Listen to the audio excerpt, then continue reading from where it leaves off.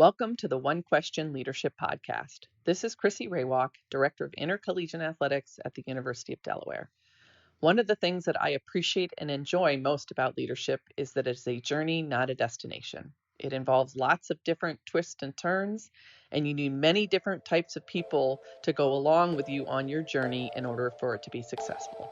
So today, I invite you to start your leadership journey with this podcast. Enjoy.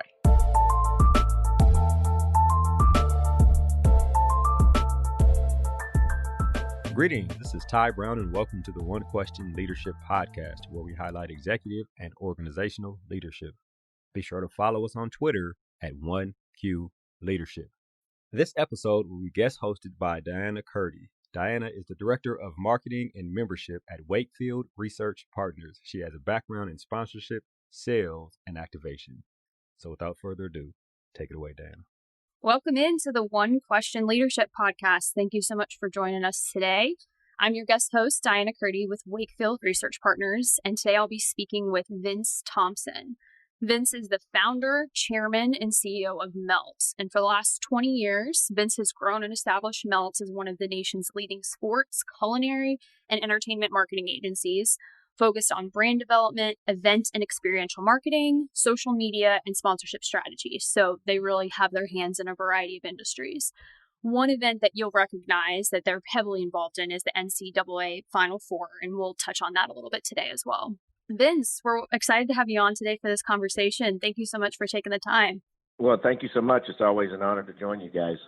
Yeah, so as I mentioned, you guys are in a variety of industries. I'd like to focus in a little bit and talk about COVID-19, the effects it's having on the sports industry in particular. There's a lot of dynamics, a lot of things in the air, and things are evolving and changing. So going back to the Final Four, that's one of the most visible projects that you guys are involved in on an annual basis. And really the timing of the pandemic, the Final Four was one of the first major events that was really impacted on that. So required a lot of adjustment in real time. So could you tell us a little bit how you adjusted your business model to ensure that really high quality of service to your clients during the course of the pandemic, and really just how you worked with them through that process as you were getting information and learning to adjust as that was unfolding? I think it's a time that, first of all, I'll never forget for sure. The Final Four, we were heading into our 18th Final Four activation on behalf of the Coca-Cola Company, believe it or not, had over 150 people ready to deploy, passing out thousands of samples and hundreds of events throughout the city. And it's always a even more special time for us because this one was in Atlanta, and it's, kind of like a homecoming and a victory lap. And then literally, I never forget March 13th, on Friday the 13th, the rugs just started, the record player kind of scratched just, immediately. First, you had, a high level of uncertainty because the conference tournaments were being canceled, which, obviously dominoed and cascaded into March Madness, which, a lot of your listeners may not know that other than the Super Bowl, those 3 weeks have more viewer eyeballs and ad dollars, and obviously the millions filling out the bracket. So it's it's the beginning of spring, and then you segue into the Masters, and obviously spring is, other than the NFL and college football, is the busiest time of the year for sports. And so literally it was a triage mode, because not only were we, this thing was changing by the hour, we were flying by the seat of our pants, but, we had, millions of dollars in deposits and hotels and, vendors and suppliers flying in. And I mean, it's a massive operation. And then, the music stopped. And so I had been following some of the news reports early on of the virus and had been keeping my eye on it. But, no different than sort of like, hey, there's a flu going around or something like that. But I had been kind of eyeballing it for a while, and it felt in the back of my mind. I'm like, we might need, just some contingency plans just in case. But so then, we had teams. Not only, we were going to have them deployed in Nashville for the SEC tournament. Then we would have teams throughout the NCAA regionals. Then we would have obviously a massive team at the Final Four. But then we turn around. We would have been activating NBA, rodeo, NASCAR, MLB, MLS, Masters, PGA, a couple of major food and music festivals. I mean, it was pretty amazing period, and it was all unfolding in real time. So, I might go from talking to a high level supplier, do we fly in, do we not fly in, then on the phone with the president of Coca-Cola. What do we do? I mean, it was crazy, and frankly, we're still sort of trying to uncover and clean it all up, as all my other colleagues in the industry, in the services and agency world are. But we lost millions of dollars in revenue in literally 1 week, and so internally, we had to make a lot of tough decisions that would allow us to survive and sustain long term.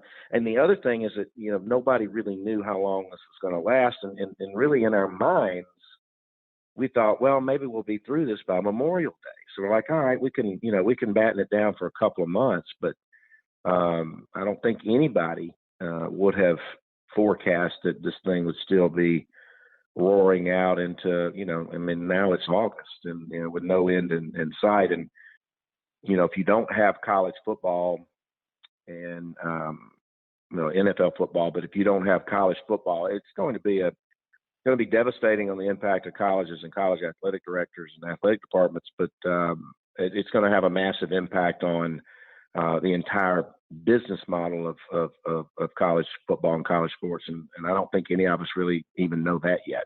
Yeah. And something I've heard in the industry previously is some of those best relationships, you don't want to have to go to that contract, right? You leave it in the drawer, and it's built on that relationship and open communication and having that trust. And so going back to what you were sharing a little bit about how this process has unfolded in real time, it's unpredictable. We don't know when it's going to end. You're dealing with so many different types of relationships, and you're having to advocate on behalf of many different roles and many different players. So if you could speak to that a little bit, how you're managing the impact of, okay, I have to work with my brand partners in one way, but then I also need to have conversations with, let's just put it in the college space, the university in one way, the league, the multimedia rights holder. Those are all different dynamics and different conversations. Could you expand on that a little bit, on how you're managing those from a leadership standpoint? I'll give you, a couple of examples. We represent AFLAC, and so we've been working with them for months now, role playing and devising different strategies against different scenarios if and when SEC so I'll take it down the chain. So we're working internally with AFLAC, devising all these different strategies. Then they have a sponsorship agreement, official supplemental provider of the SEC. So then you've got the elements of that contract. And then ESPN owns all the rights to the SEC trademarks, and they have the SEC Network and the SEC Games and SEC Nation and Paul Feinbaum and all of that. So then you've got to work with the conference, and then you've got to separately work with ESPN, and then we have a separate agreement with Coach Saban. And then we have a separate agreement with University of Alabama, but then their rights holder is Learfield IMG. So then you got to work on that. And then all the while you've got to continue to develop the strategy, and then the creative and the messaging strategy against if and when there are games or there are not games. And then so I kind of liken it to navigating a bill through Congress, and it's not against any specific set of circumstances, because the circumstances change every hour or every day. So there'll be a lot of stress tests, as I call them, in these relationships, and it'll go well and above and beyond the contractual stress tests. But if there is no college football in the fall, I mean, those stress tests will be absolutely tested to the limit. I can promise you that. Wow. I mean, what a great comparison of trying to get a bill through Congress with all the dynamics and checkpoints that you've got to pass through, but knowing that it's a moving target and we're still not totally sure where we're going to end up and when the smoke will really clear. So I'm interested to hear a little bit about more of the internal side too for Melt as an organization, where you've created such a great reputation in the industry for developing really great talent, having great leadership to advise on all these different areas. So how, and you spoke a little bit about having to make some tough decisions in those regards too. So how has that internal dialogue and development of your staff and your team members, how have you encouraged them and helped put them in a position to succeed in a time where it is just so unpredictable? Well, I mean, and I use the word, it's cliche, it's uncharted, waters, uncharted territory, but it's been complicated. And first of all, we produce 1,000 events a year. So there are no events right now, particularly, other than, the bubbles and the things of that nature. But that obviously doesn't lend itself to any form of event marketing. There are no live scale music or food festivals, anything of that nature. So, and then you go from your peak revenue season, other than college football for us, and you go to zero. The first thing we had to identify is like, okay, if there's anything, frivolous within the organization, we're going to have to cut that right now. And when things are kind of rocking and rolling and you have, frivolous things within the organization, you kind of let them slide or kind of let them go because you're so busy focused on the big picture and much larger deals going on. But then, when you get into this, where you literally nearly zero in revenue, other than the planning and the fees and the strategy and all that. So you had to make some tough choices there. And then secondly, you got to think about this: is that our clients' budgets are under duress as well. Some of their jobs have been under duress and furloughed. I mean, IHG is a big hotel company, a big client of ours, and they furloughed more than 60% of their workforce. Another healthcare organization we represent, they've lost tens of millions of dollars because the elective surgeries, kind of went away and still have gone away. But so, we identified the immediate area that we could trim. My gut said, let's don't do this in dribs and drabs. Let's just go ahead and furlough as many people as we think we have to and get down to the core, knowing we didn't know how long it was going to take us to get through this. And we're still not through it now. So, but we tried to do the right thing with our people, even if we furloughed them. There's all types of intricate rules of furloughs versus termination and all those types of things. And so we got a great employment attorney, and we said, look, we want to make sure we take care of our people, but allow them to get as many of the benefits from the government as they can as well. So you had the emotional fallout that you were dealing with your employees and clients. And then we had 40 college students coming in for the summer. We had this amazing intern program, amazing speakers and guests and all that. And we had 300 applications, and all of a sudden I'm just getting blown up all over the country. Like, hey, what are we going to do? And can we come into Atlanta? And I sort of in the back of my mind, I knew that we weren't going to be able to physically host anybody. So then we scrambled. And fortunately, we've got expertise in the area, but we said, hey, look, let's take this thing virtual. Let's try to get as many kids as we could in this thing. Set it up for course credit. Wound up having 1,000 kids in, and I started hosting these career development podcasts with great industry leaders such as Reese Davis of ESPN, David Pollack, Tracy Wilson of CBS, and Craig Sankey of the SEC, and so many others. And then I'm like, well, I've got some time. I've always wanted to write a book about helping kids build a personal brand. So we started teaching that online. And so it's certainly been I thought I had survived and experienced and seen it all, but this has been a whole new ball game. Yeah.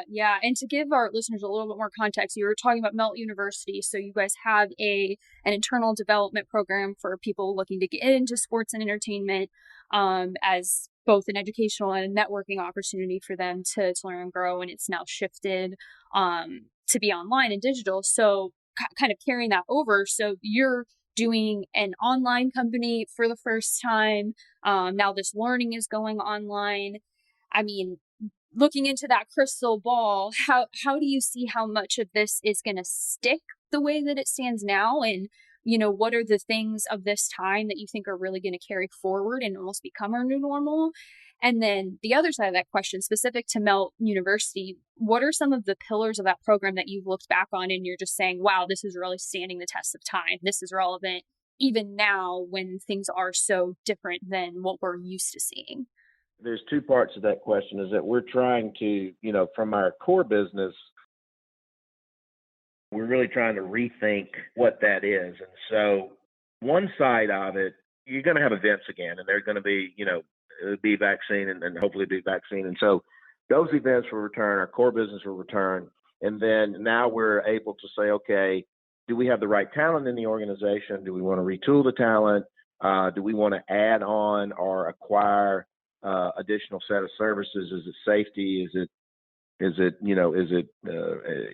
analytics? Is it, a different way to negotiate sponsorship deals?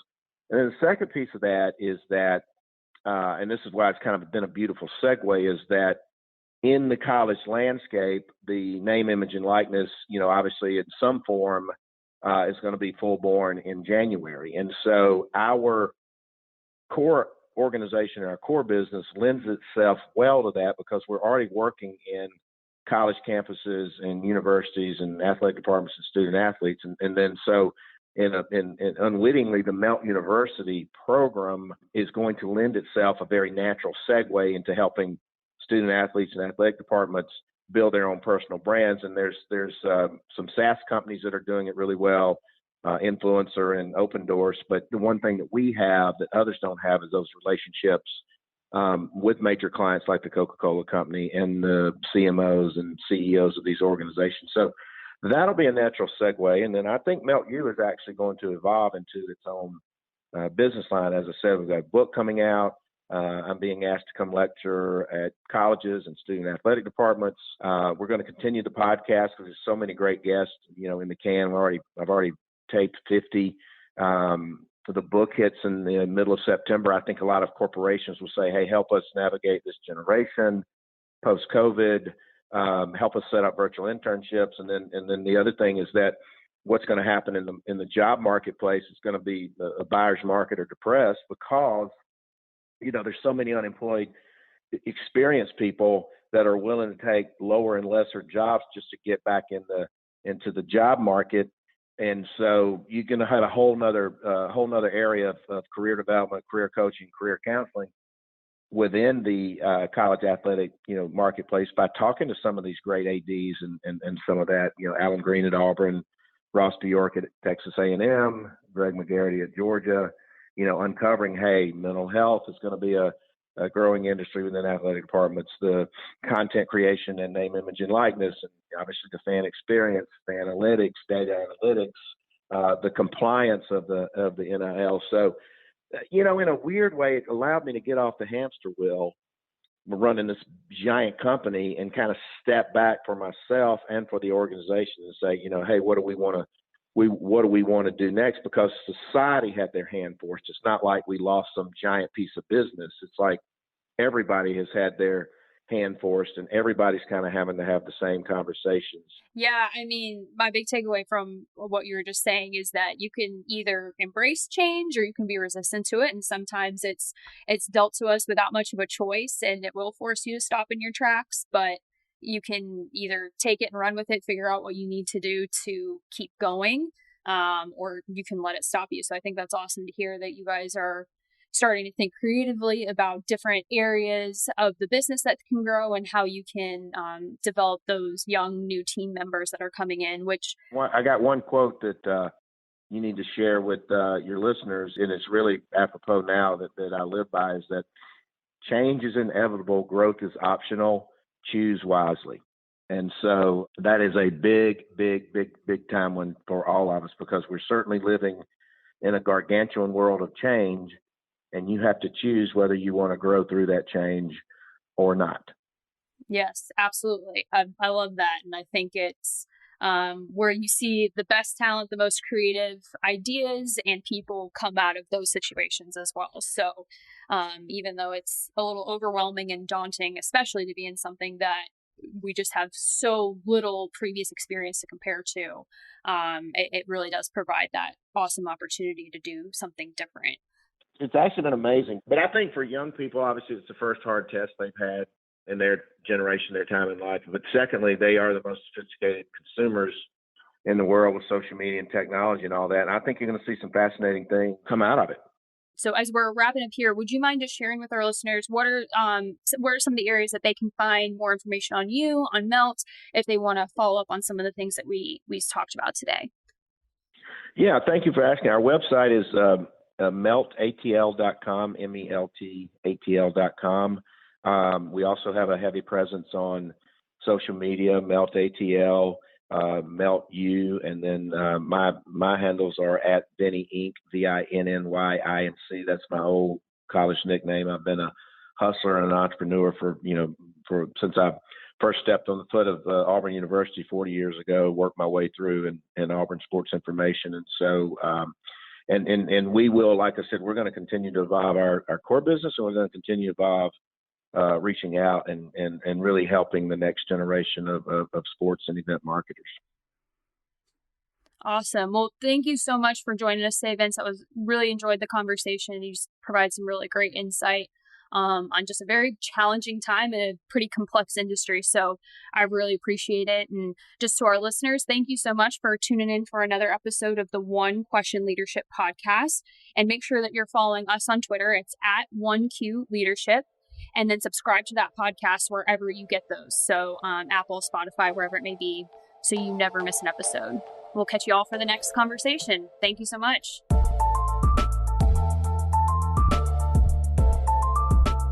This episode of the One Question Leadership podcast is produced by Spades Media Group, solving problems using creative leadership.